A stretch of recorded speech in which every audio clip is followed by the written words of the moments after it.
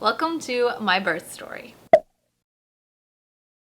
So, let's just hop right into it. If you hear any crinkling or like baby noises, it's because Malachi, my son, is on the ground playing in his playmat. So, anyway,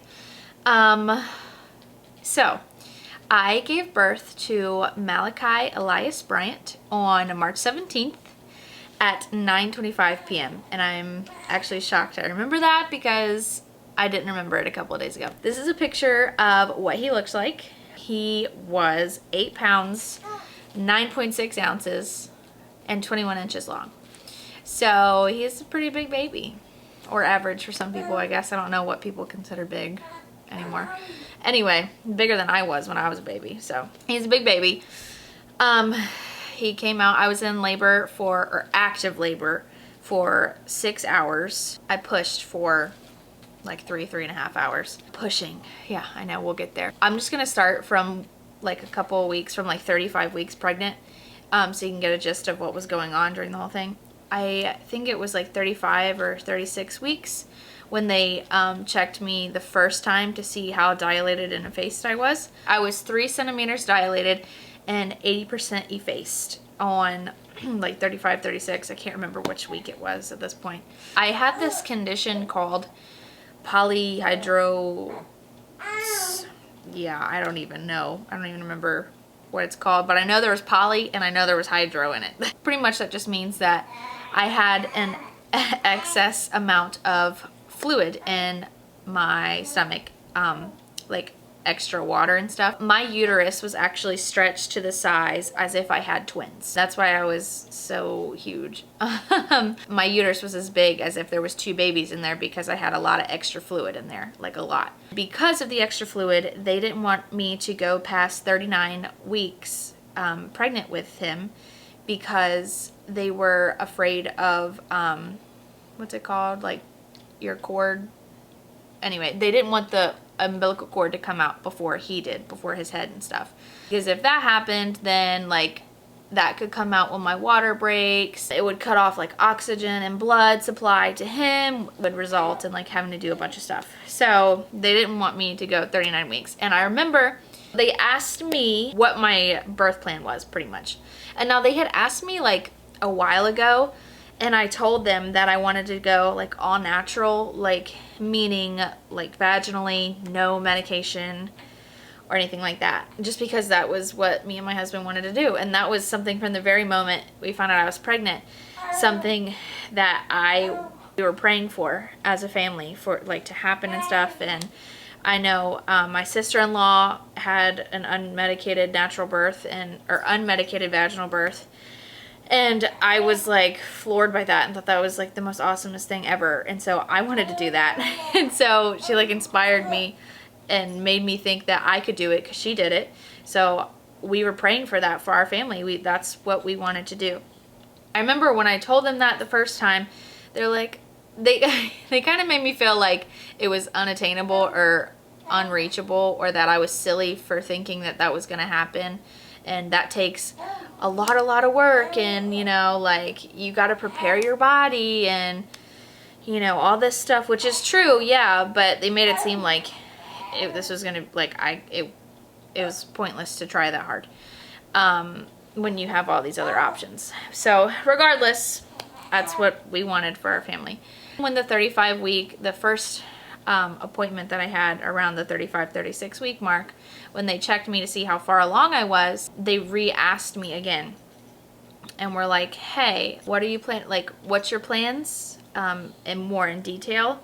And I said again, you know, I want a all natural birth, unmedicated, and I want to be able to labor at home as long as possible, like pretty much just show up and have a baby at the hospital, I guess.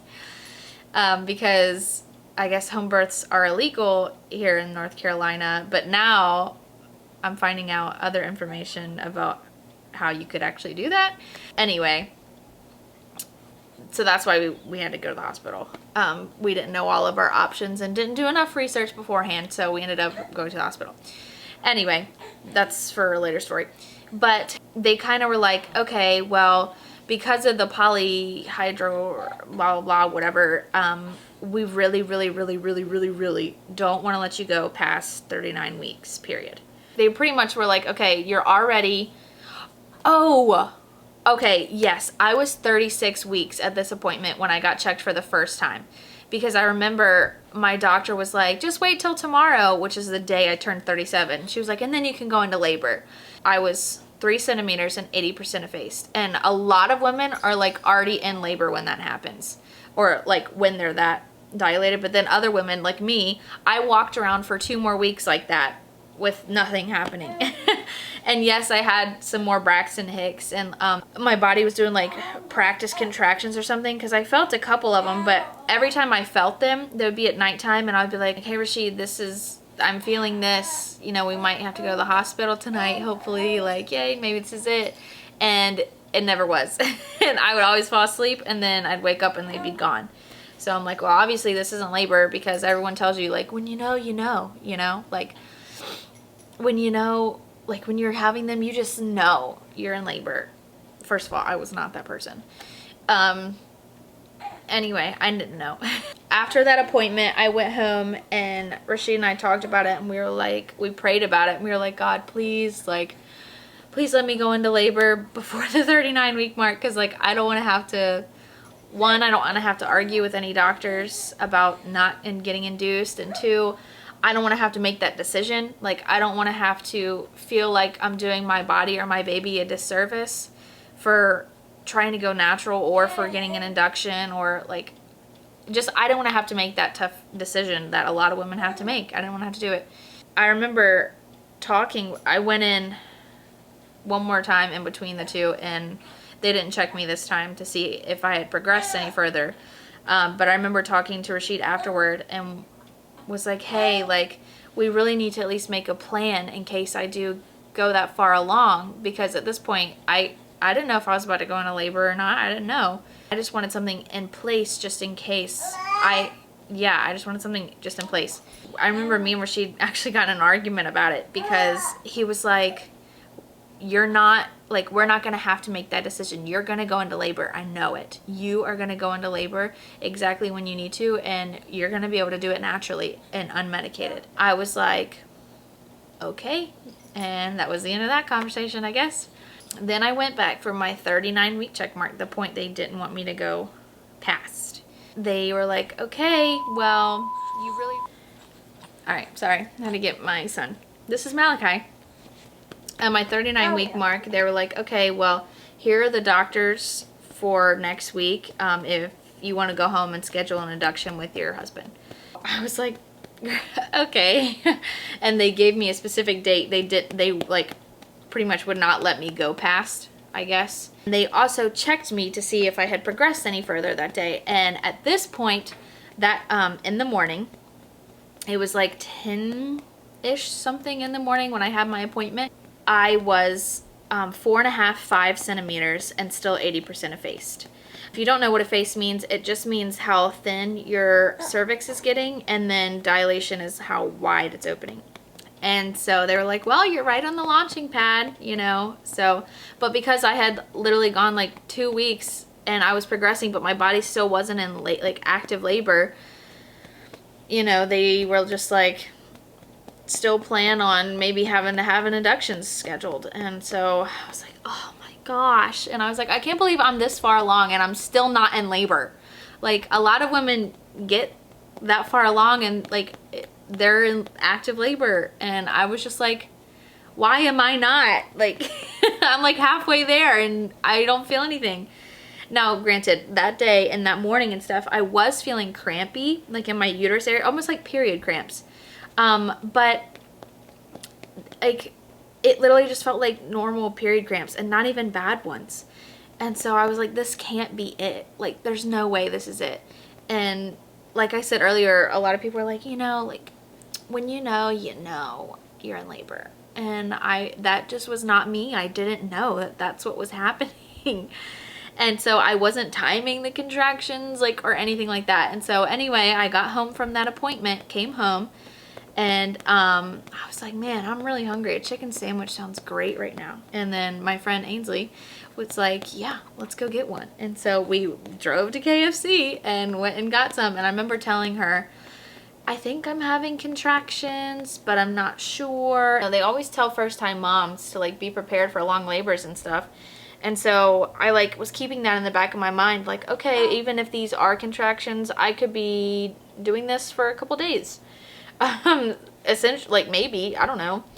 And so me and Ainsley went and got a chicken sandwich, and I told her how I was feeling, and I was like, but I'm not sure. And she was like, okay. And so then we got home after lunch. I don't even know, excuse you. I don't even know what time it was. Excuse you. I don't know what time it was. And I remember I was in quite a bit of discomfort, but it wasn't like in waves or anything. It was just like my pelvis area was just uncomfortable, and I couldn't get comfortable on either of my sides. Obviously you can't lay on your back when you're that pregnant, and you can't lay on your belly either. So I got on my hands and knees on the couch and put a pillow underneath of my belly and fell asleep like that. And then I woke up, I opened my eyes, I leaned back, and my water broke. And when I tell you it was a lot of water, it was a lot of water. Like a lot.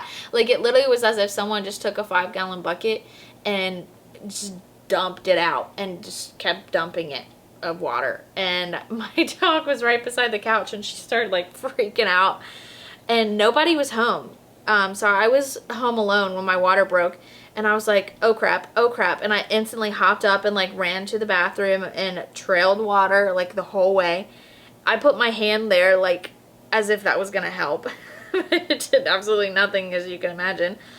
And I was like, crap, oh my gosh, oh boy, and like I instantly started shaking. And I don't know if I was shaking because I was nervous and like I knew what was about to happen, or if because, you know, they say when you are going through the transition phase of 5 centimeters to 7, you just start shaking.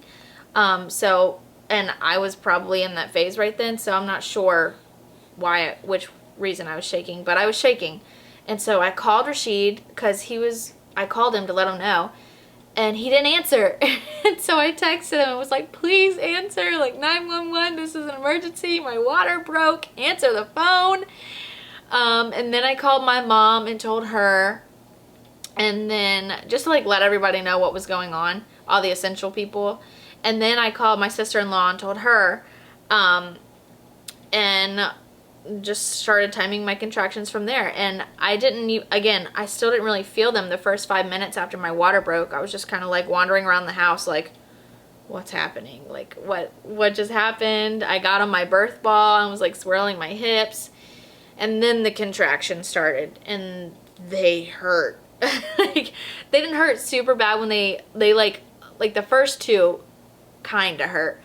And then all of them after that, I was like, oh boy, this is way more painful than I thought it was going to be. And I'm going to be like really honest with you. I'm not going to sugarcoat anything. And by that point, I talked to Rashid, and he works for UPS, so he was all the way up in Kitty Hawk, which is like 30 minutes from where I live. And he had to wait for his boss to drive all the way up to Kitty Hawk in order for him to leave and come all the way back.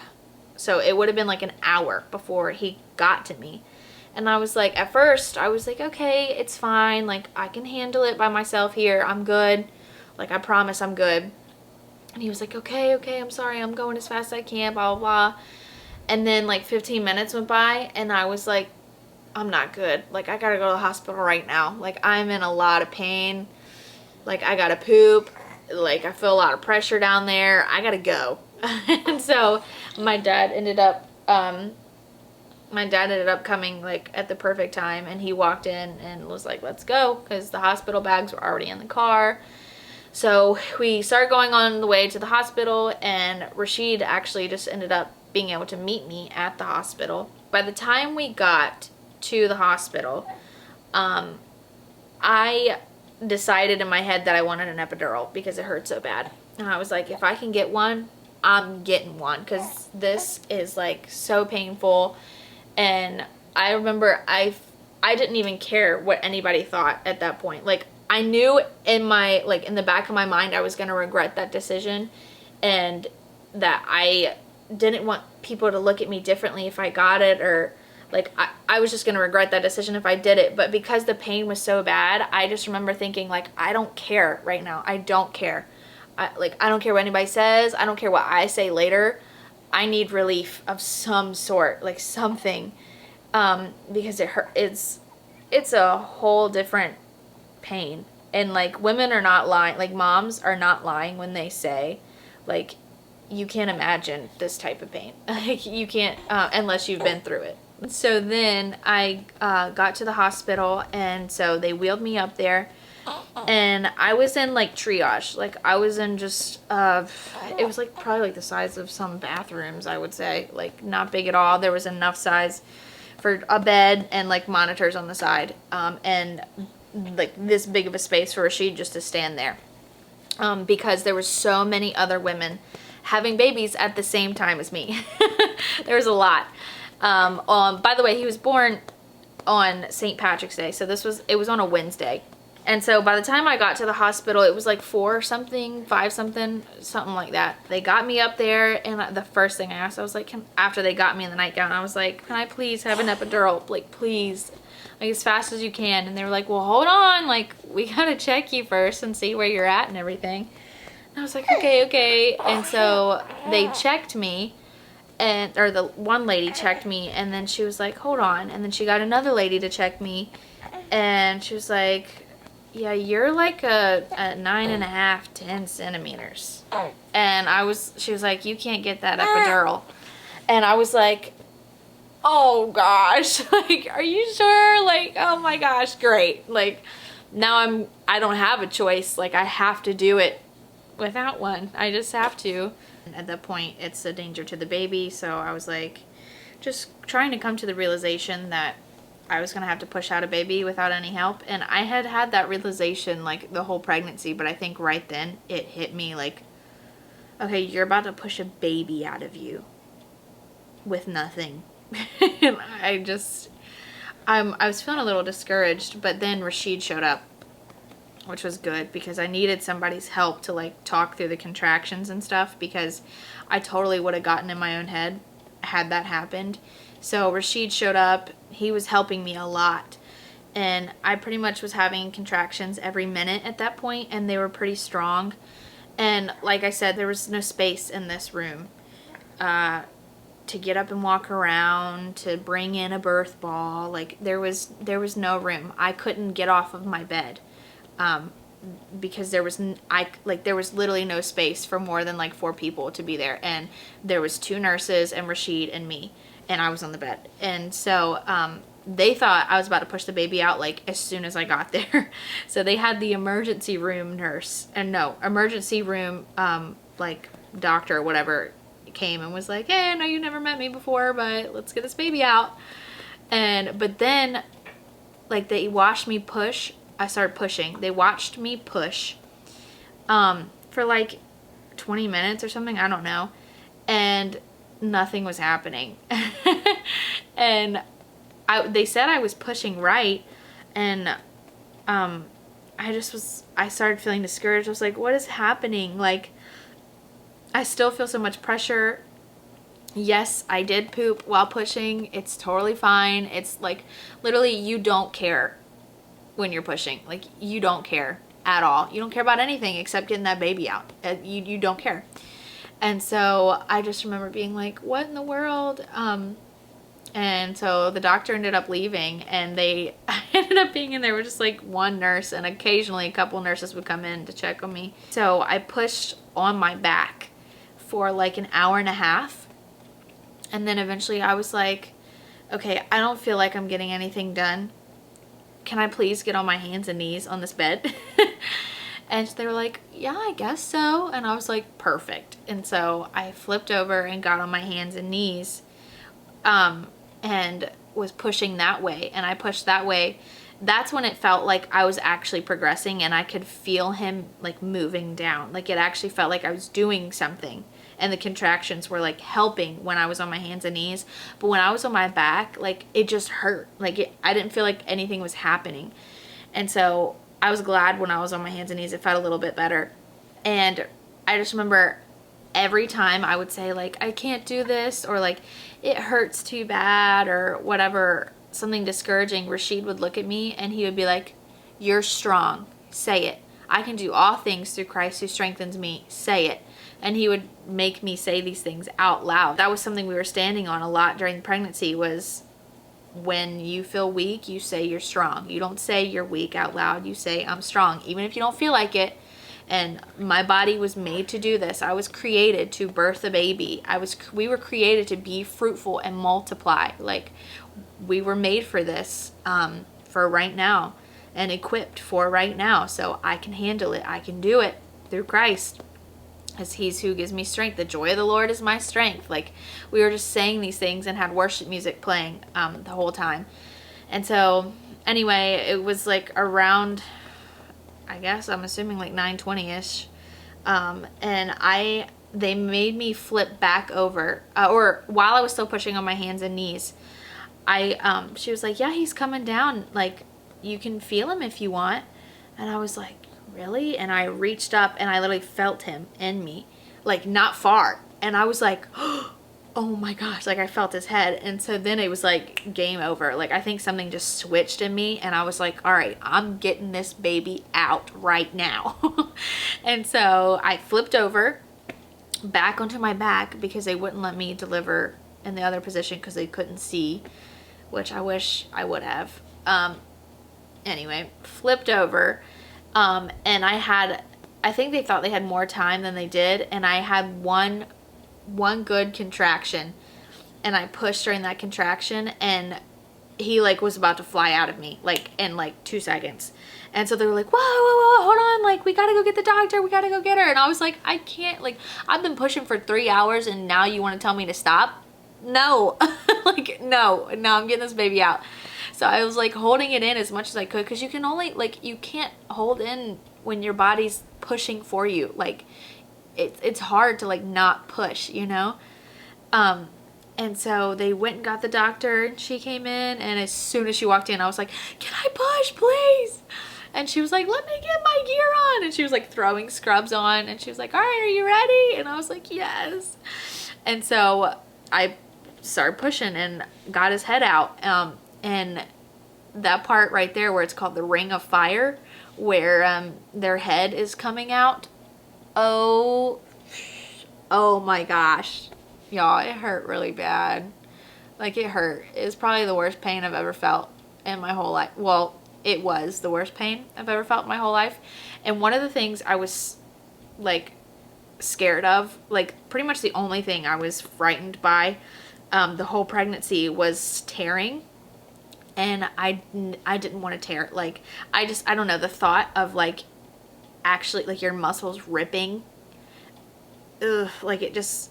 Oh, I don't want to have, it freaked me out, and I didn't want to have to do that, but I did. I tore. I had 2nd degree tearing, so I faced my fear, but that was when he came out. And so I got his head out, and then out came, like in less than 10 seconds later, out came the rest of his body, and he was out. And it was like, I instantly felt so much relief, like, and from the pressure and everything, I instantly felt better.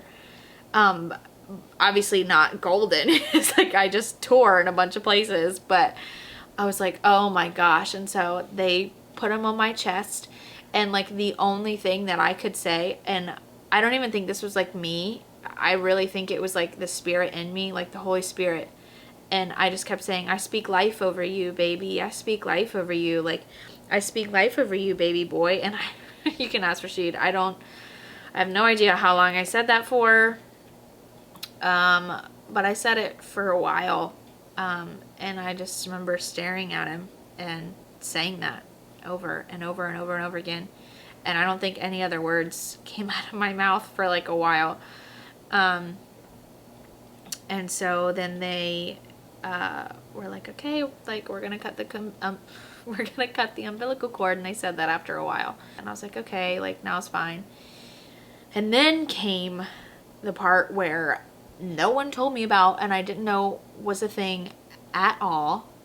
And that would be, I forgot what she called it. It's like something massage, where they make sure your placenta is detached in your uterus.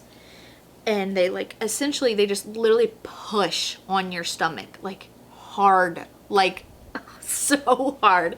And it hurt so bad. It literally hurt so bad. And I was like, what are you doing? And she was like, I'm just making sure the placenta's like detached. I'm sorry. I know this hurts. And I was like, yeah, like it hurts really bad. Anyway, and so then like less than a couple minutes later, my placenta came out and I pushed it out, and that literally felt like nothing. Like I didn't even, just bleh, came out.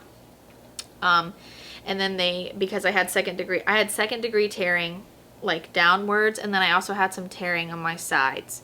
And so they stitched me all back up. Was good to go. And by the time we got into an actual room, it was like 12 o'clock or something, like midnight, something like that. And Rashid hadn't even eaten lunch, and I hadn't eaten since lunch. And so both of us were starving, but obviously the cafeteria is closed. Everywhere around us was closed. So my mother-in-law brought us some random snacks from 7-Eleven because that was like literally all that was open. And the cafeteria, they had pre-made sandwiches, and so we ate those at like 12:30.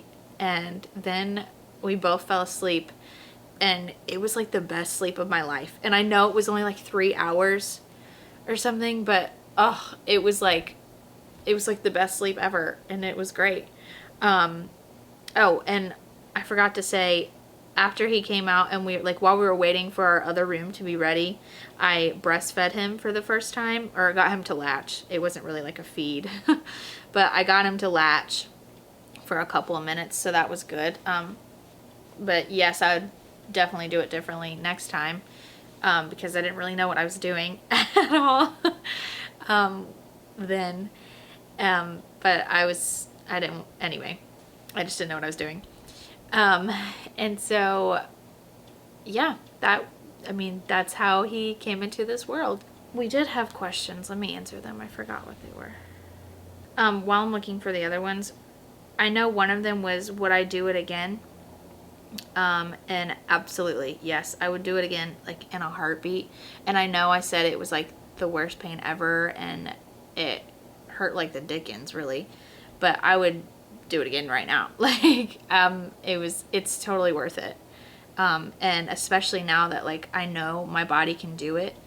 Because really, obviously your body, if you think that you have other alternatives to pain, when your body hits a breaking point, you're going to reach for those other alternatives, and you're going to reach for something else because your body's in self-preserve mode because it's hurting. So that's why I wanted the epidural really bad, because my body was like, you can't do this. And like my mind was telling me that. But especially when that option was taken away from me and I knew I had to do it, I buckled down and did it. And I really believe that any woman can do that, because that's what our bodies were made for. And especially with God, like I don't think I could have done it if I didn't have Christ and I didn't have Rashid. The way that it happened, it would have been way, like, I don't even know how it would have gone, but it would have been very differently. Very different. Yes, I would do it again in a heartbeat. Next question was, would you change the hospital staff you had, and would you do it in the hospital next time? No, I don't want to do it in the hospital the next time. That's not because of the staff that we had. That's just because I don't like hospitals in general. And I think one of the reasons that I was pushing for so long, like I was pushing for like a little over 30 seconds every minute for 3 hours. And pushing takes everything out of you. And I think one of the reasons I pushed that long is because I think my body kind of stalled out because I was in an unfamiliar place and I didn't want to be there. I wasn't comfortable. I couldn't do anything I wanted to do. I couldn't get up. I couldn't get off the bed. I felt weird for having to stand up for what I was asking for. I felt uncomfortable. I felt, you know, like, and that's not to say, like, it's just the environment of a hospital. I don't like it. And now that's part of our story. That's fine. That's great. But I don't want to do it next time. Anyway, so no, I don't think it will be in the hospital next time. Would I change the staff? No,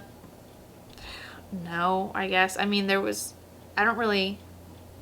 most of them were pretty nice. Like, most of the nurses were chill. So, I wouldn't really say anything about the hospital staff I had. So, one of them was weird about masks, but whatever. I mean, I don't really know how to answer that question. Yes and no, maybe. I don't know. What is the toughest thing about being a parent? I think the toughest thing is realizing the responsibility you have to train up this child in the way they should go. To train up this child to follow Christ. Just that responsibility that God has given you this gift and you need to steward it well. Because ultimately Malachi is God's before he's mine or Rashid's. And it is our job as his parents to teach him that, and to teach him his creator, and to teach him the will of our Father, and to equip him to be able to go out into the real world and spread the gospel one day. His name actually means messenger of God, and I know he's going to do that one day. And so I think just the toughest thing about being a parent is having to steward that gift well. The responsibility that falls on the shoulders of you, because like ultimately one day we're going to get to heaven, and I believe our children are one of the things God is going to ask us. What did you do with that I gave you? How did you train that? What did you do with that?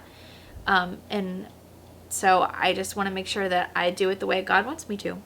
And I think that could be tough at times. Were we scared of anything going into it? I already kind of answered this earlier, but it was just tearing in general. Didn't want to tear, but I did, and then I faced it, and it was fine. What scriptures and Bible stories did we meditate on for that day? As far as scriptures and Bible stories go, I don't think we had any specific Bible stories. But like I said, that one scripture where it talks about, I can't even remember where it's at right now, but it's let the weak say they are strong. We did that a lot. We meditated on that a lot, and we said that out loud. And so anytime I felt weak, I said I am strong, and saying I can do all things through Christ who strengthens me. All things means all things, including childbirth. I can do it. I'm strong. I got this. He's made me strong. So that was one. And even not really Bible stories, but just like the women throughout the Bible, like realizing they had to do what I had to do. They did it before I did. Like even Mary, she had to give birth to Jesus. He had to come out. I mean, obviously he's the Messiah, so like, yes, it would be supernatural to some extent, but she had like a natural birth. He had to come out of her, like Malachi had to come out of me. And I think just realizing that other women have done it before me, like I said in the very beginning, how my sister-in-law, she did it, and that encouraged me to be like, okay, I know I can do it too. That's what we were meditating on together, like as a couple. So that's it. That's the birth story. Give this video a thumbs up, and subscribe, or let me know in the comments any questions you might have, or what I should answer in the next one. Just let me know. That's it. Bye. Goodbye.